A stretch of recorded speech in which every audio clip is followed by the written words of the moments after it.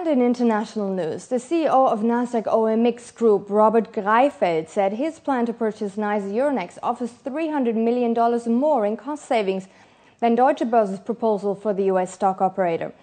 Nasdaq, the second largest US bourse and intercontinental exchange, made an unsolicited bid worth $11.3 billion for the New York Stock Exchange yesterday, saying they will eliminate about $740 million in expenses in the next 3 years.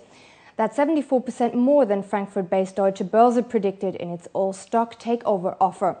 Greifeld said the overlap between the American companies will give him an advantage as the merged entity tries to squeeze out extra profit. Global private equity fundraising hit an 8-year low in the first quarter of this year. According to data released by research company Preqin, private equity funds raised $42.3 billion in the first 3 months of this year.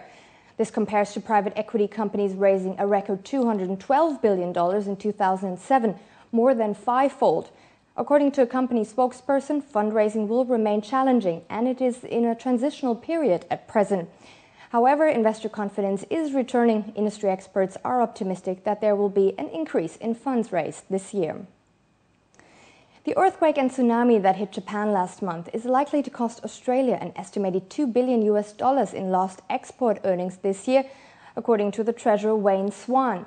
He said that the impact of the natural disaster will cut demand for Australia's bulk commodity exports in the short term. Japan is the country's second largest trading partner and therefore will cut 1/4 of a percentage point from Australia's growth figures. Another 1/2 percentage point will be lost due to Australia's floods and storms at home. Losses from that disaster are expected to rise up to $9 billion. That's the latest in international business. Before we go, we'll take a quick look at the Asian equity markets from the last Friday, then at the price of oil, followed by metals and a selection of currencies exchanged into dirhams. And after that, Laura Buckwell is back with the news.